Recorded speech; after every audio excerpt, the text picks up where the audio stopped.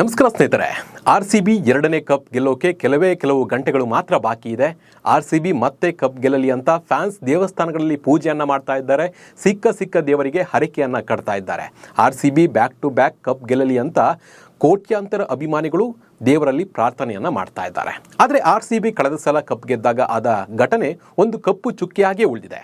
ಈ ಸಲ RCB cup ಗೆದ್ರೆ ಜೋಶ್ ನೆಕ್ಸ್ಟ್ ಲೆವೆಲ್ನಲ್ಲಿ ಇರುತ್ತೆ. ಆದರೆ ಈ ಸಲನೂ RCB ಕಪ್ ಗೆದ್ರೆ ಬೆಂಗಳೂರಿನಲ್ಲಿ ಸೆಲೆಬ್ರೇಷನ್ ಆಗುತ್ತಾ? ಮತ್ತೆ ವಿಧಾನಸೌಧದ ಮುಂದೆ RCB ಆಟಗಾರರು ಬರ್ತಾರಾ? ಚಿನ್ನಸ್ವಾಮಿಯಲ್ಲಿ ಸೆಲೆಬ್ರೇಷನ್ ಮಾಡೋಕೆ ಪ್ಲಾನ್ ಮಾಡಲಾಗುತ್ತಾ? DCM ಆಗಿದ್ದ DKಶಿ ಕಳೆದ ಸಲ RCB ಕಪ್ ಗೆದ್ದಾಗ ಮುಂದೆ ನಿಂತು ಎಲ್ಲವನ್ನ ನೋಡಿಕೊಂಡಿದ್ರು. ಆದರೂ ಕೂಡ ಕಹಿ ಘಟನೆ ನಡೆದು ಹೋಗಿತ್ತು. ಈ ಸಲ DK ಶಿವಕುಮಾರ್ CM ಕನಸು ನನಸಾಗಿದೆ. ಈ ಸಲ ಹೇಗಿರುತ್ತೆ RCB ಕಪ್ ಸೆಲೆಬ್ರೇಷನ್ ಅನ್ನೋ ಬಗ್ಗೆ ಕಂಪ್ಲೀಟ್ ಮಾಹಿತಿಯನ್ನು ನೀಡ್ತಾ ಹೋಗ್ತೀನಿ. ನಾನು ನಿಮ್ಮ ಶಿವರಾಜ್ ಬಾಣಂಕಿ. ನೀವು ಸುದ್ದಿಯಾನದ ಸಬ್ಸ್ಕ್ರೈಬರ್ ಆಗೋದನ್ನು ಮರಿಬೇಡಿ. ಒಂದು ಕಡೆ DKಶಿಗೆ CM ಪಟ್ಟ ಸಿಕ್ಕ ಖುಷಿ, ಮತ್ತೊಂದು ಕಡೆ RCB ಫೈನಲ್ಗೆ ಹೋಗಿದ್ದು ಕಪ್ ಗೆಲ್ಲೋ ಖುಷಿ. RCB ಇವತ್ತು ಕಪ್ ಗೆದ್ದೇ ಗೆಲ್ಲುತ್ತೆ ಅಂತ ಕೋಟ್ಯಾಂತರ ಅಭಿಮಾನಿಗಳು ಕಾದು ಕುಳಿತಿದ್ದಾರೆ. ದೇವರಲ್ಲಿ ಪ್ರಾರ್ಥನೆ ಕೂಡ ಮಾಡ್ತಾ ಇದ್ದಾರೆ. RCB ಬಾಯ್ಸ್ ಆಡ್ತಾ ಇರೋ ಸ್ಪೀಡ್ ನೋಡಿದ್ರೆ ಕಪ್ ಗೆದ್ದೇ ಗೆಲ್ತಾರೆ. ಇವತ್ತು ಬೆಂಗಳೂರು ಹುಡುಗರು ಕಪ್ ಗೆದ್ರೆ RCB back to back cup ಗೆದ್ದ ಖುಷಿ ಅಭಿಮಾನಿಗಳಿಗೆ ತಡೆಯೋಕೆ ಆಗಲ್ಲ.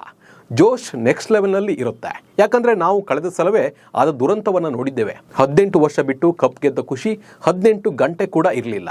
ಚಿನ್ನಸ್ವಾಮಿಯಲ್ಲಿ ನಡೆದ ದುರಂತ ಇಡೀ ಖುಷಿಯನ್ನು ನುಂಗಿ ಹಾಕ್ತು. ಕಳೆದ ವರ್ಷದ ಕಹಿ ಘಟನೆಯನ್ನು ಒಮ್ಮೆ ನೆನಪಿಸಿಕೊಳ್ಳೋಣ, ಆಮೇಲೆ ಈ ಸೆಲೆಬ್ರೇಷನ್ ಬಗ್ಗೆ ಮಾತಾಡೋಣ. ಜೂನ್ 3ರ ರಾತ್ರಿ 2025 18 ವರ್ಷಗಳ ಮಹಾತಪಸ್ಸನ್ನು ಈಡೇರಿದ ಗಳಿಗೆ ಅದು. ಜಗದಗಲ ಇರೋ RCB ಅನ್ನೋ ಕಟ್ಟಭಿಮಾನಿಗಳ ಸಂಭ್ರಮಕ್ಕೆ ಪಾರವೇ ಇರಲಿಲ್ಲ. ರಾಯಲ್ ಪಡೆಗೆ ಲಾಯಲ್ ಆಗಿರುವಂಥ ಅಭಿಮಾನಿಗಳು ಟ್ರೋಫಿಯನ್ನು ಕಣ್ತುಂಬಿಕೊಳ್ಳೋಕೆ ಕಾಯ್ತಾ ಇದ್ರು. RCB ಮ್ಯಾನೇಜ್ಮೆಂಟ್, ಕರ್ನಾಟಕದ ಸರ್ಕಾರ KACA ಸೆಲೆಬ್ರೇಷನ್ಗೆ ಪ್ಲಾನನ್ನು ಮಾಡಿತ್ತು. ಆದರೆ ಕಳೆದ ವರ್ಷ ಜೂನ್ 4ರ ಸಂಜೆ 4 ಗಂಟೆಯಷ್ಟರಲ್ಲೇ ಒಂದು ಮಾರಣ ಹೋಮವೇ ನಡೆದು ಹೋಗಿತ್ತು. ಕಪ್ ಗೆದ್ದ ಖುಷಿ ಕನಿಷ್ಠ 18 ಗಂಟೆ ಕೂಡ ಉಳಿದಿರಲಿಲ್ಲ.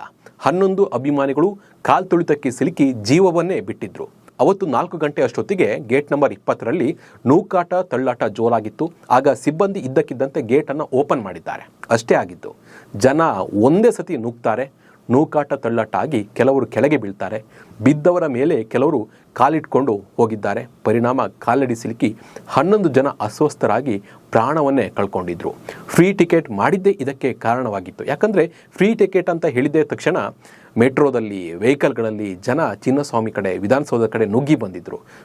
ಚಿನ್ನಸ್ವಾಮಿ ಹತ್ರ ಕಾಲಿಡಕ್ಕೆ ಜಾಗಿರಲಿಲ್ಲ, ನಿಲ್ಲೋಕ್ಕೂ ಕೂಡ ಜಾಗಿರಲಿಲ್ಲ. ಅಷ್ಟು ಅಭಿಮಾನಿಗಳು ಸೇರಿದ್ರು. ಇದು ಕೂಡ ಒಂದು ಕಾರಣವಾಗಿತ್ತು.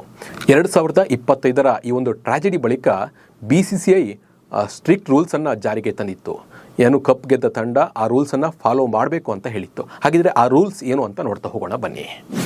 ಬೆಂಗಳೂರು ಇನ್ಸಿಡೆಂಟ್ ಬಳಿಕ BCCI ಕಳೆದ ವರ್ಷವೇ ಇಂಥ ಘೋರ ಘಟನೆಗಳಿಗೆ ಕಡಿವಾಣ ಹಾಕಲು ಮುಂದಾಗಿತ್ತು. 11 ಜನರ ಸಾವಿನ ಹಿಂದೆ KSCA ಹಾಗೆ RCB ಫ್ರಾಂಚೈಸಿ ಎಡವಟ್ಟುಗಳು ಕೂಡ ಎದ್ದು ಕಂಡಿತ್ತು. ಹಾಗಾಗಿ ಮುಂದಿನ ದಿನಗಳಲ್ಲಿ ಇಂಥ ತಪ್ಪುಗಳು ಎಸಗದಂತೆ BCCI ಅಲರ್ಟ್ ಆಗಿತ್ತು. ಹಾಗೆ 2025ರ ಸೀಸನ್ ಬಳಿಕ IPL ಗೆಲ್ಲುವಂಥ ವಿಜೇತ ತಂಡಗಳಿಗೆ ಒಂದಷ್ಟು ಗೈಡ್ಲೈನ್ಸ್ ರಿಲೀಸ್ ಮಾಡಿತ್ತು.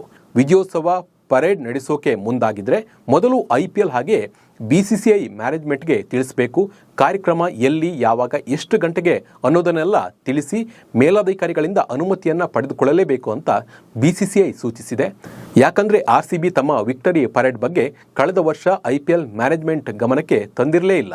ಅಲ್ಲದೆ ಕಾರ್ಯಕ್ರಮ ಆಯೋಜನೆಗೂ ಮೊದಲು ಸೂಕ್ತ ಭದ್ರತೆ ತೆಗೆದುಕೊಳ್ಳಲಾಗಿದೆಯಾ, ಎಷ್ಟು ಜನ ಸೇರ್ಬೋದು, ಅಭಿಮಾನಿಗಳ ಸೇಫ್ಟಿಗೆ ಏನೆಲ್ಲ ಕ್ರಮಗಳನ್ನು ಕೈಗೊಳ್ಳಲಾಗಿದೆ ಅನ್ನೋದರ ಬಗ್ಗೆ ಕೂಡ ಮಾಹಿತಿಯನ್ನು ಕೊಡಬೇಕು. ಹಾಗೆ ಅಭಿಮಾನಿಗಳಿಗೆ ಕಾರ್ಯಕ್ರಮಗಳ ಬಗ್ಗೆ ಕಂಪ್ಲೀಟ್ ಮಾಹಿತಿಯನ್ನು ಕೊಡಬೇಕಾಗುತ್ತೆ. ಎಷ್ಟು ಗಂಟೆಗೆ ಪ್ರೋಗ್ರಾಮ್ ಇರುತ್ತೆ, ಎಷ್ಟು ಜನರಿಗೆ ಅವಕಾಶ ಇರುತ್ತೆ, ಟಿಕೆಟ್ಗಳನ್ನು ಹೇಗೆ ಪಡಿಬೇಕು ಅನ್ನೋ ಬಗ್ಗೆ ಫ್ಯಾನ್ಸ್ಗೆ ಕ್ಲಾರಿಟಿಯನ್ನು ಕೊಡಬೇಕು. ರಾಜ್ಯ ಸರ್ಕಾರ, ಪೊಲೀಸ್ ಇಲಾಖೆ ಮತ್ತು BCCIನಿಂದ ಲಿಖಿತ ಅನುಮತಿ ಪಡೆದ ನಂತರವೇ ಸಂಭ್ರಮಾಚರಣೆಗೆ ಅವಕಾಶ ನೀಡಲಾಗುತ್ತೆ.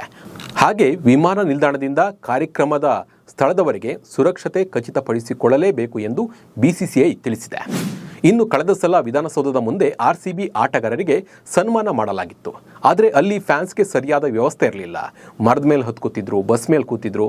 ಹಾಗೆ ಜನಗಳಿಗೆ ನಿಲ್ಲೋಕೆ ಕೂಡ ಜಾಗ ಇರಲಿಲ್ಲ. ಸಿದ್ದರಾಮಯ್ಯ, ಡಿ ಕೆ ಶಿವಕುಮಾರ್ ಈ ಒಂದು ಕಾರ್ಯಕ್ರಮದಲ್ಲಿ ಭಾಗಿಯಾಗಿದ್ದರು.